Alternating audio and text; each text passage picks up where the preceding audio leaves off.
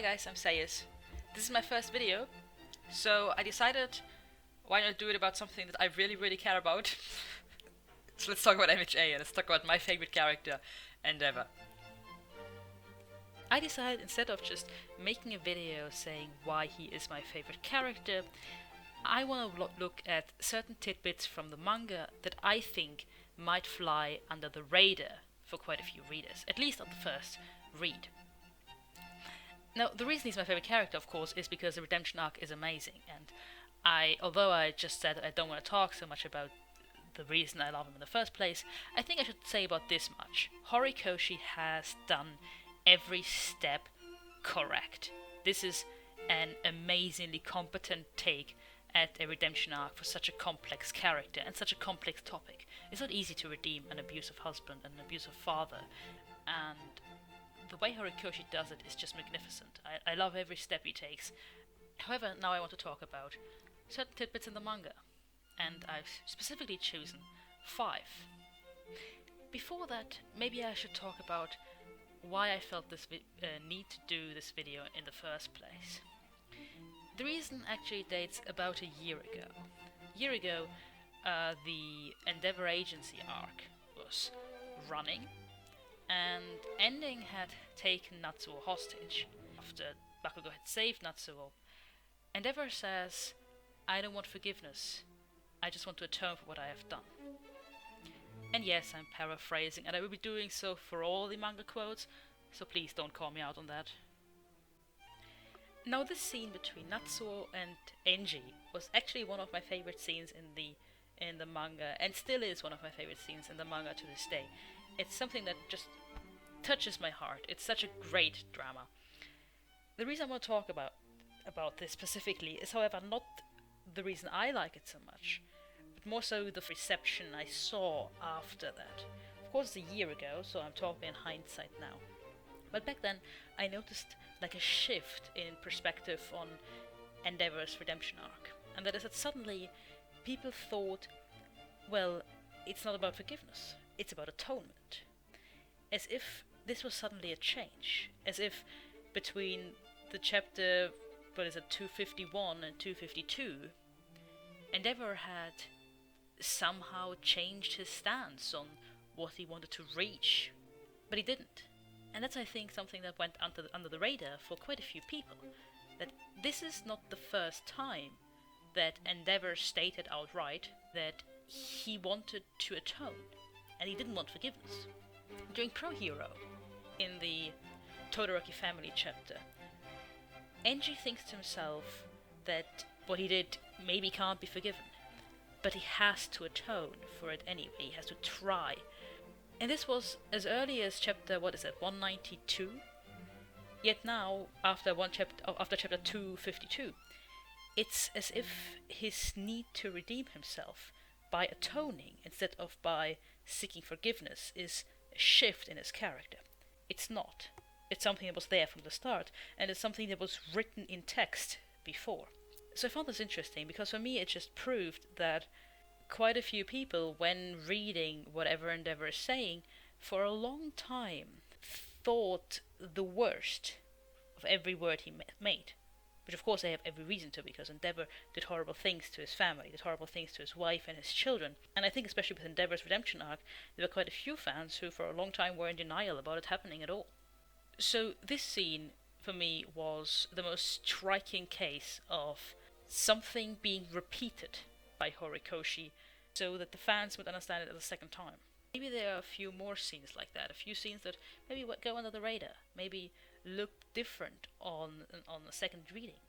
The 5 scenes I want to talk about are during Sports Festival, his conversation with first Deku then Shoto, during Hosu arc, when Shoto leaves him to help Deku and Ida, during the Remedial Course arc, during the Endeavor Agency arc when Natsu is kidnapped, and a little bit regarding that, during the most recent War arc, when Midoriya says he is watching Endeavor, who is trying to be better. I have talked about most of these scenes already in Aniki Smash FSP's Church of MHA streams, So if you watch those, you might know most of what I'm going to say, but now you have it all, I guess, condensed in one video. Let's go right into chapter 37, and the first meeting between Deku and Endeavor during the sports festival arc. As I said, this is the first time they met. This is very interesting because now we know that they actually share some similarities. Endeavor seems to be the only character so far that can make any sense out of Deku's muttering.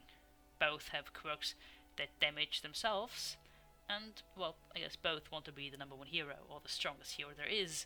The first major scene we have with him is when he meets All Might, and when Shoto tells a story to Deku.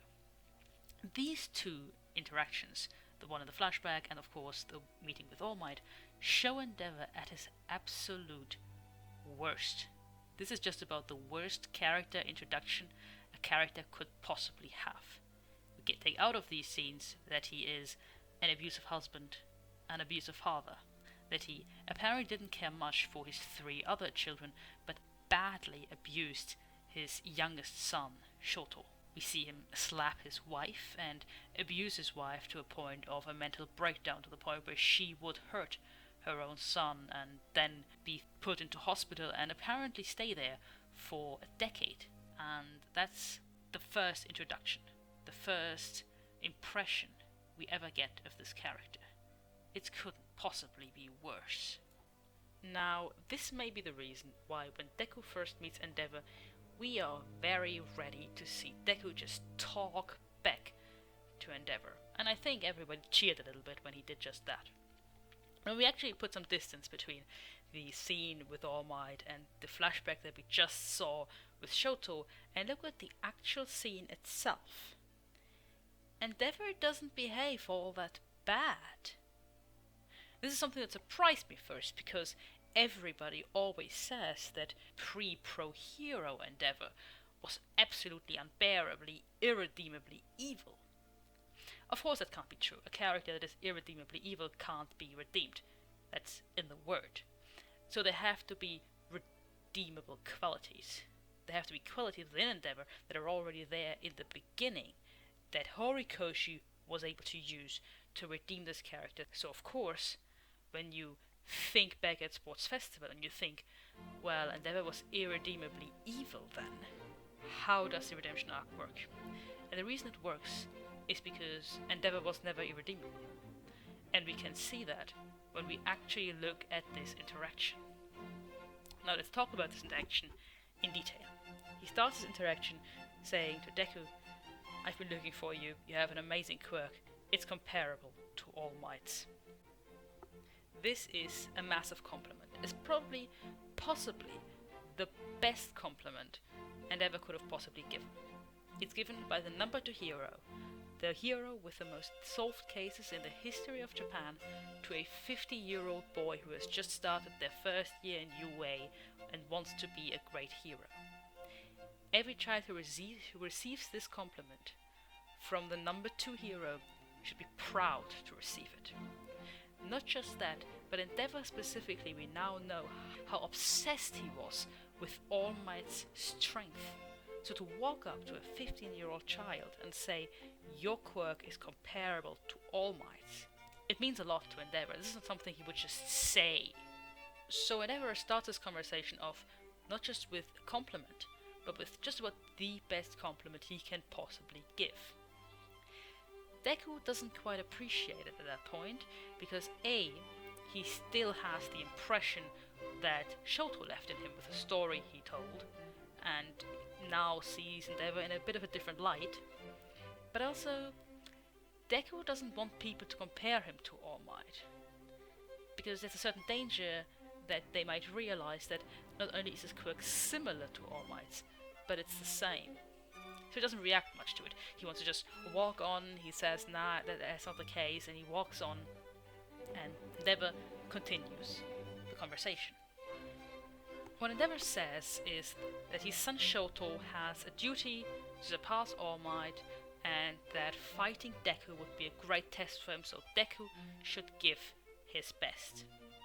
Again, in regards to Deku, there is a compliment in this sentence. In regards to Shoto, not so much. Because when he says Shoto has to surpass All Might, he impresses this duty, what he already did all of Shoto's life, what he did to Shoto, that deciding where his life has to go and ruining his life in the process. And that's when Deku has enough, and he tells him, I'm not All Might, and your son's not you. And I remember when I first read that, and I remember that I wasn't the only one who thought like that, this felt a lot like Deku standing up to Endeavor. But it isn't standing up to Endeavor. Deku is incredibly rude to Endeavor, and Endeavor has been nothing but kind to Deku.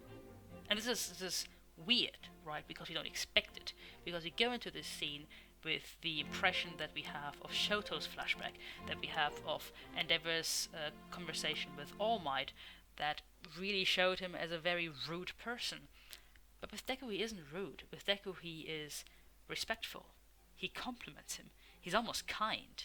He, at the end, even apologizes for his bluntness.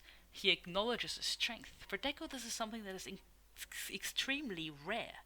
There are very few characters, if any, that acknowledge him on first sight. Of course, he's never acknowledged by any of his fellow classmates in middle school because he doesn't have a quirk. When he first meets All Might, because he doesn't have a quirk, All Might doesn't acknowledge him. First he has to prove himself to All Might. When he first sees Ida, even though at this point he has a quirk, Ida doesn't acknowledge him. When he first sees Aizawa, even though at this point he also has a quirk, Aizawa doesn't acknowledge him because he thinks he's just breaking his bone uselessly. And even later on, the first time he sees Night Eye doesn't acknowledge him. Gran Torino is kind of rude to him in the beginning. Endeavor is the first character who, for the first time, walks up to Deku and acknowledges him right away. This is extremely rare for Deku. And this is done by the number 2 hero. And Deku's response is, your son's not you. And of course Deku has all the reason to say this. I don't say that Endeavor is the victim in this scene and Deku is just rude to him and that's that. He's ruined Shoto's life to pursue his own goals.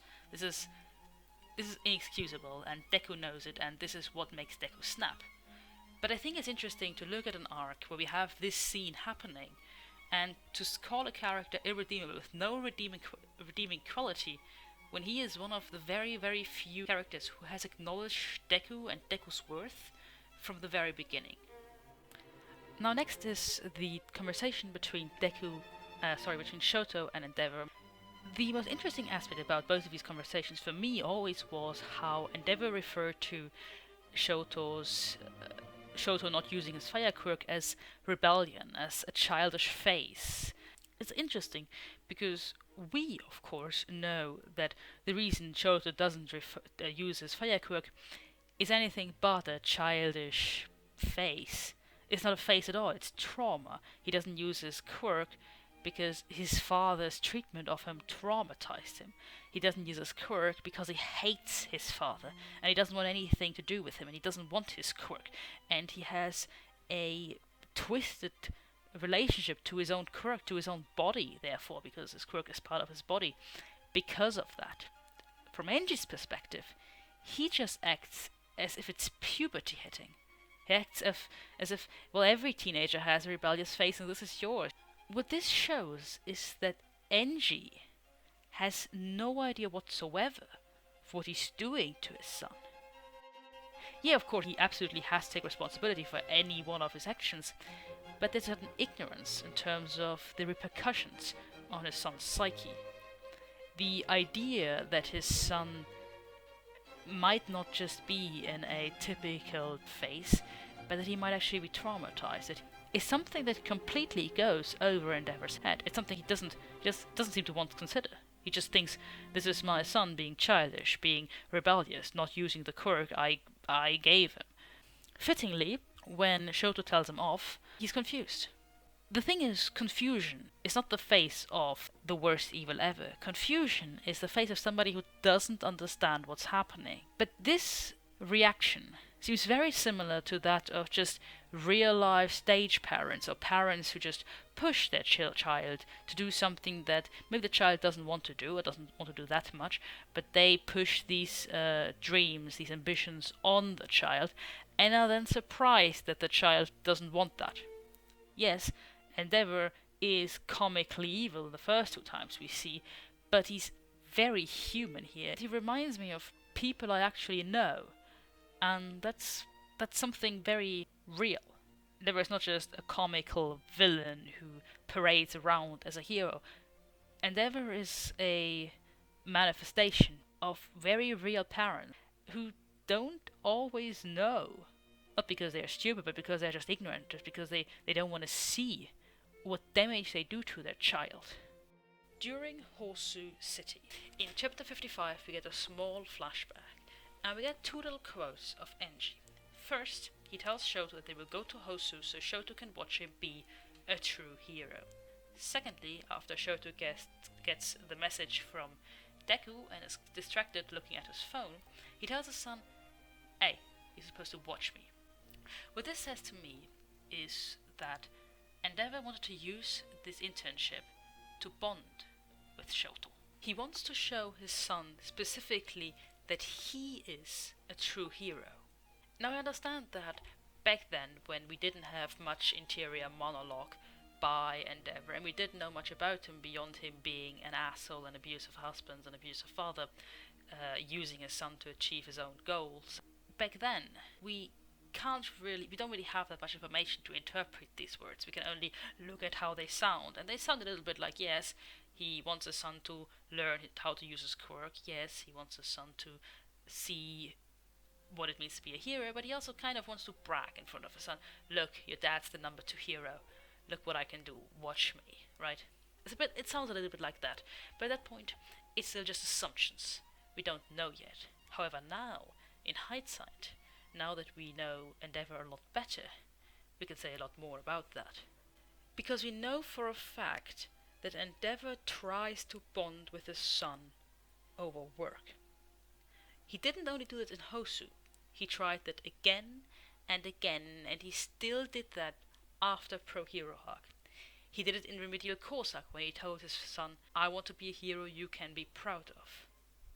Endeavor has abused Shoto for most of his life, possibly all his life.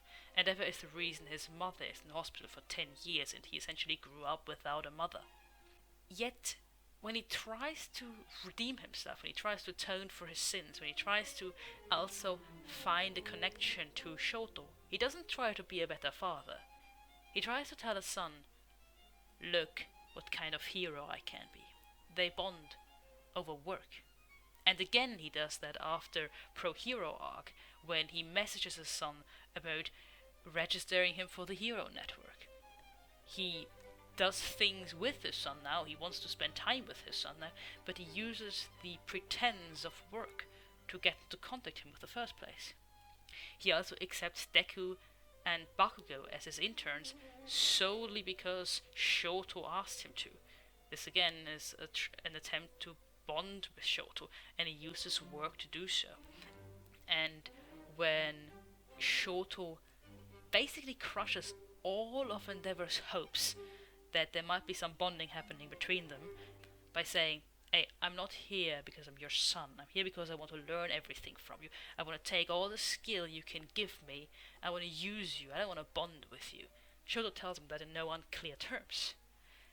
And Endeavor is visibly disappointed by that. He has to mentally check himself, remind himself that he doesn't deserve a chance, that he can't demand this chance. It's quite clear that he wanted this. He wanted to bond with his son over work. He did it in Remedial Course Arc. He did it in between during the joint training arc with sending text messages back and forth. And he did it again during Endeavor Agency arc.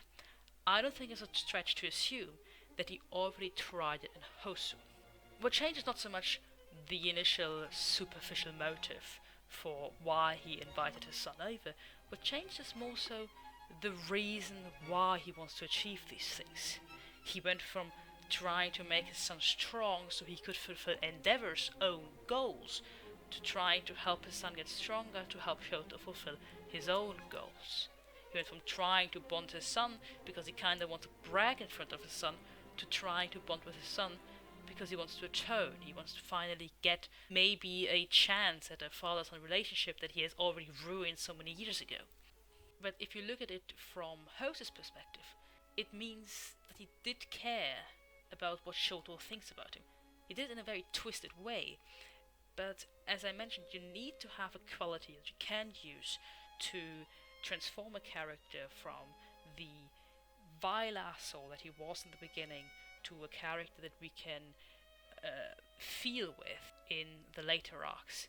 And Horikoshi did this very well by using something that was already there, but was very twisted, and untwisting it. And Endeavor goes from caring about what Shoto thinks about him out of a twisted, selfish reason to caring for what Shoto thinks about him out of a much less selfish, much less twisted, much more healthy reason, and that is trying to make up for past mistakes.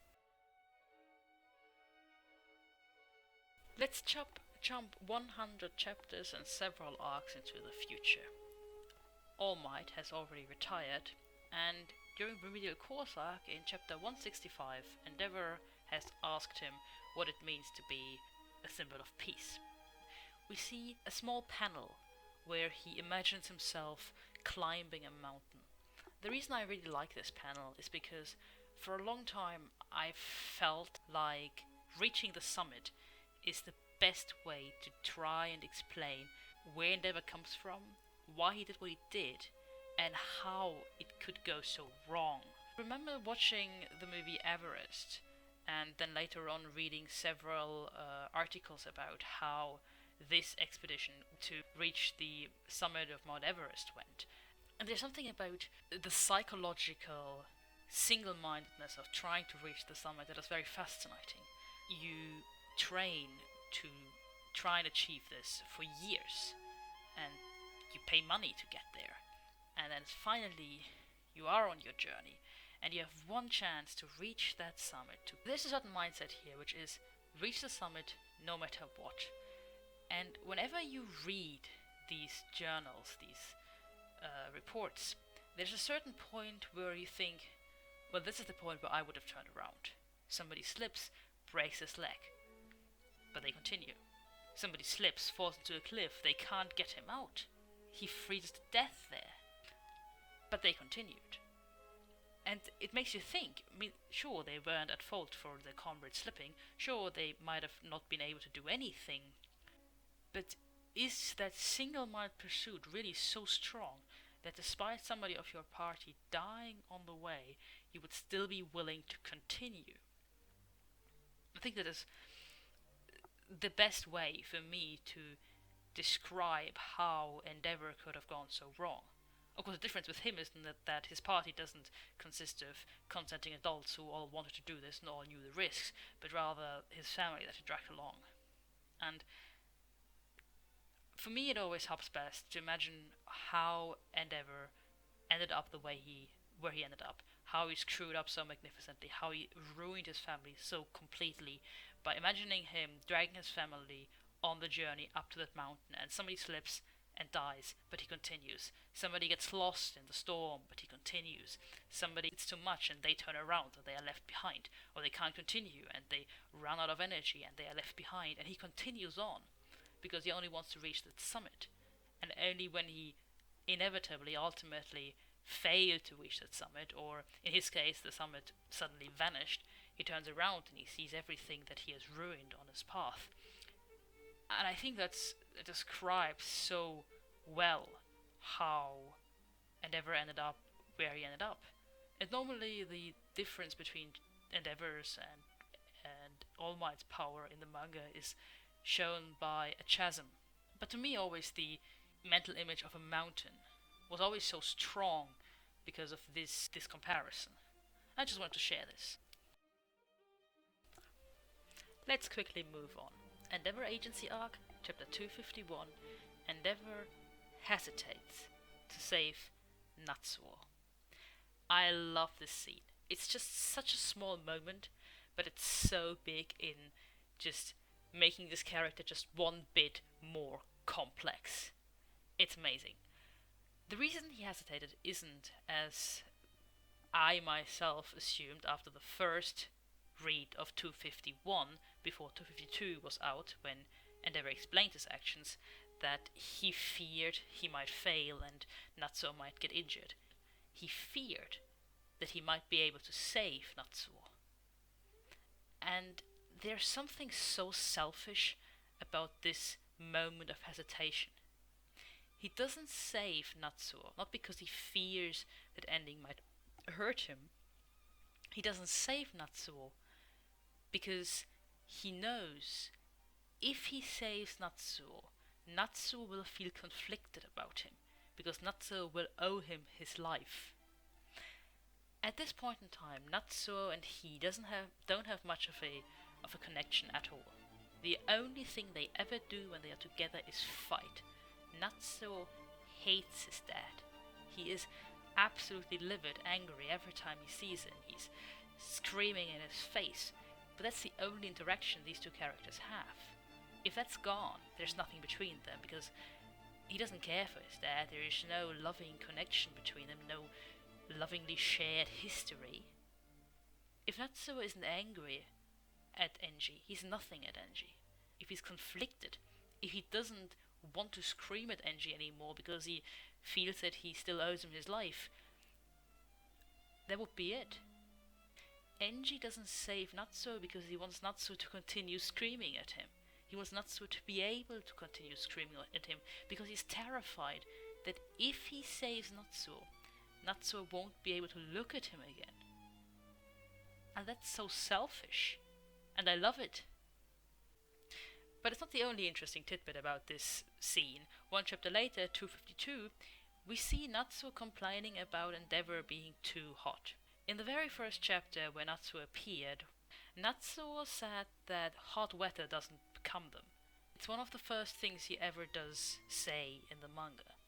So it seems like it might be something relevant. This is how Horikoshi decided to introduce his character. I think he has a character similar to Rei's, and I think both Rei and Natsuo feel weak and maybe even sickly when they are too close to heat. So this would forever make bonding between Natsuo and Enji so difficult, almost impossible. I thought this was very believable, like a believable reason why Enji would bond so much less with Natsuo than he would with any of his other children, because that's a fact. We know that for a fact. When he screams and yells at Enji, he speaks of "you neglected us," and I always took this to mean you neglected Toya, Fuyumi, and me. We now know that Toya, of course, told him a lot about how Toya was neglected after Shoto had developed his quirk, but even more so, Natsuo. Natsuo is the only Todoroki child I don't know, and I don't think he ever had, a relationship with his dad. And I think part of that might be because his quirk makes him vulnerable to heat. Now, sorry, I realize the video is already getting kind of long, so let's just quickly talk about the war arc. In the war arc, Midoriya tells Toya that he is watching Endeavor. And I really love how the word "watch me," or the words "watch me," are taking so many different words with Endeavor.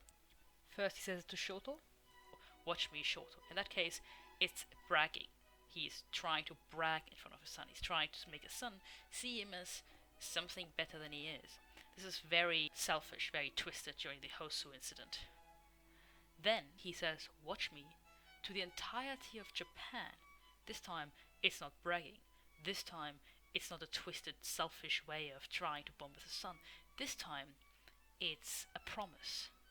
Yes, I am not All Might, but I will show you. Watch me and I will show you that I can protect you.